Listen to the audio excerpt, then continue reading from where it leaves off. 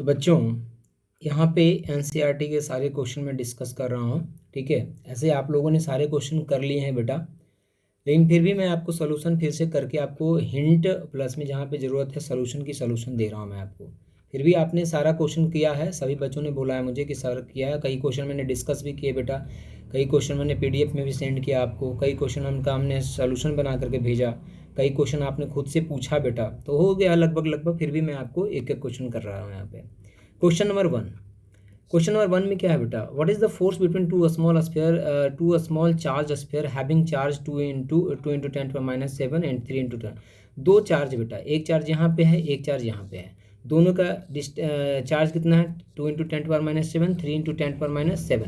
Distance कितना है बेटा 30 सेंटीमीटर। कूलम फोर्स निकालना था। F इक्वल टू कितना होता है बेटा KE Q1 Q2 upon R²।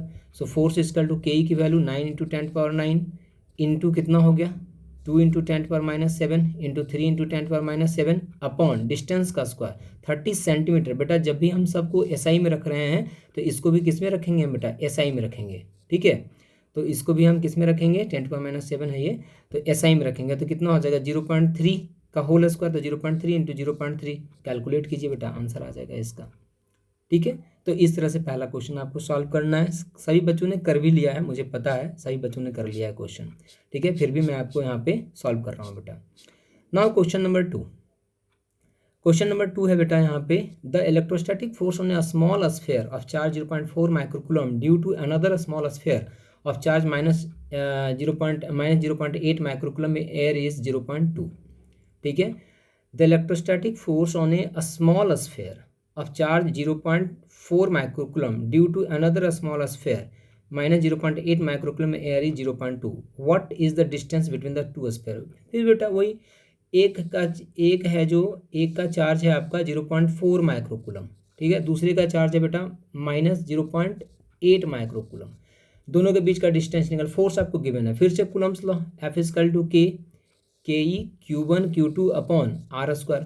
बेटा चार्ज दोनों गिवन है, KE की वैल्यू 9 × 10⁻9 होता है, फोर्स इक्वल टू 0.2 गिवन है, वहाँ से डिस्टेंस निकालना है दोनों के बीच का, ठीक है।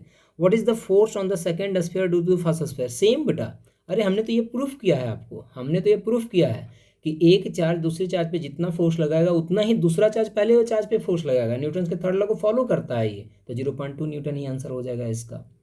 तो ये दो क्वेश्चन आपका यहाँ पे हो गया बेटा solution. Third question, check that the ratio of KE² upon GME/MP is dimensionless, ठीक है। Look up a table of physical constant and determine the value of this ratio. What does the ratio signify? बेटा के आपका क्या होता है, के जो होता है आपका के जो KE हम जो कांस्टेंट लेते हैं बेटा वो कांस्टेंट है आपका यहाँ पे, ठीक है। जो कूलम्स लॉ में जो कांस्टेंट लेते हैं, ठीक है, वो कांस्टेंट है यहाँ पे। तो बेटा KE का डायमेंशन जो होता है तुम्हारा डायमेंशन हमने बताया KE का कहाँ से निकालो, जैसे F equal to KE Q1 Q2 upon क्या होता है R² होता है, तो यहाँ से KE का यूनिट आप फाइंड कर सकते हैं। तो KE का यूनिट फाइंड कीजिए, KE का यूनिट जो हो जाएगा न्यूटन मीटर स्क्वायर पर कूलम स्क्वायर होता है बेटा, इनटू चार्ज का है कूलम, चार्ज का स्क्वायर है तो कूलम स्क्वायर हो जाएगा, तो टोटल कितना हो जाएगा बेटा न्यूटन मीटर स्क्वायर पर coulomb square into coulomb square, charge का डिवाइडेड बाई जी का होता है बेटा न्यूटन मीटर स्क्वायर पर KG², ठीक है, इंटू मास है ना, तो KG इंटू KG बेटा, तो ये KG स्क्वायर कट गया, कूलम का स्क्वायर न्यूटन मीटर स्क्वायर, तो वैल्यू कितना हो गया 1, मतलब कि कोई यूनिट इसका नहीं होगा, मतलब KE² अपॉन GME/MP इसका कोई यूनिट नहीं होगा बेटा, ठीक है। ये सारे कांस्टेंट है बेटा, इन सभी की जब वैल्यू पुट करोगे, ठीक है, जब इन सभी की वैल्यू पुट करोगे तुम KE की वैल्यू 9 × 10⁻9, इलेक्ट्रॉन का चार्ज 1.6 × 10⁻19 का whole square, G 6.67 × 10⁻11 into mass of electron mass of proton जब पुट करोगे बेटा तो 2.4 × 10 तुम्हारा 2.4 × 10⁻39 के करीब आता है बेटा। तो इससे यही पता चलता है कि जो इलेक्ट्रोस्टैटिक फोर्स है ग्रेविटेशनल फोर्स से बहुत ही ज़्यादा है बेटा, तो ये यहाँ से पता चलता है। नाउ इसके बाद 1.4, ठीक है, 1.4 है बेटा आपका क्वेश्चन यहाँ पे कि explain the meaning of a statement electric charge of a body is quantize, बता चुका है बेटा हम, आगे क्वांटाइजेशन क्या होता है, ठीक है। Why one can one ignore quantization of electric charge when dealing with macroscopic that is large scale of charge. तो बेटा इसका भी आप सोल्यूशन हमने आपसे डिस्कस कर रखा है इसके बारे में भी। नाउ क्वेश्चन नंबर 5, ठीक है, ये आप खुद से एक बार इसको सोचना बेटा, ठीक है। सिल्क क्लॉथ ये सारा हमने डिस्कस कर रखा है। नाउ क्वेश्चन नंबर 1.6, ठीक है। क्वेश्चन नंबर 1.6 में क्या है, 4 point charge Q A Q B Q C and Q E are located at the corners of a square A B C D of side 10 centimetre.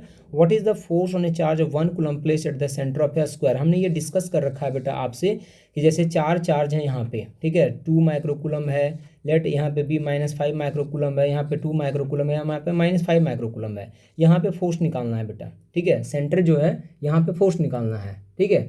तो जितना देखो अब -5 microcoulomb है तो ये क्या करेगा, इसको रिपेल करेगा, ये क्या करेगा, रिपेल करेगा, मैग्नीट्यूड क्या हो जाएगा, same, opposite direction, force equal to 0।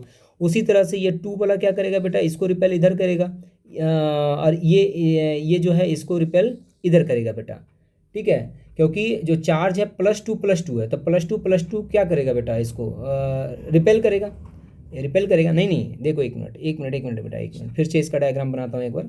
2 charge positive है, 2 चार्ज नेगेटिव है बेटा, ध्यान से एक मिनट।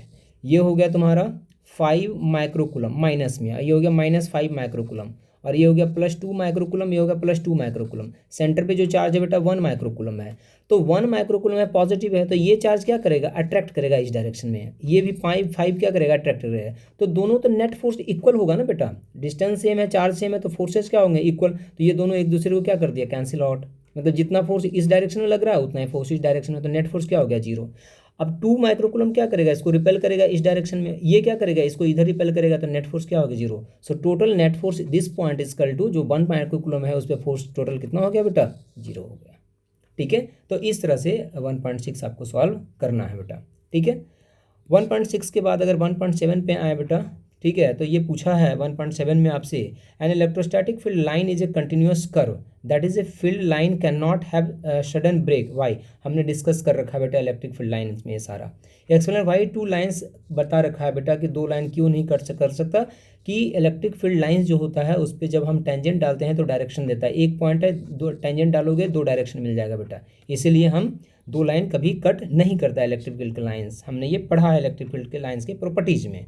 नाउ 1.8 की अगर हम बात करें बेटा, तो 2 point charge Q A equal to 3 microcoulomb, Q B equal to -3 microcoulomb are located 20 centimetre apart in vacuum. What is the electric field at the mid point O, ठीक है, of the line A B joining the 2 charge, ठीक है। चलो ये अब यहाँ से 1.8 से नेक्स्ट वीडियो में कर देता हूँ मैं, इस 8 मिनट का वीडियो हो गया बेटा।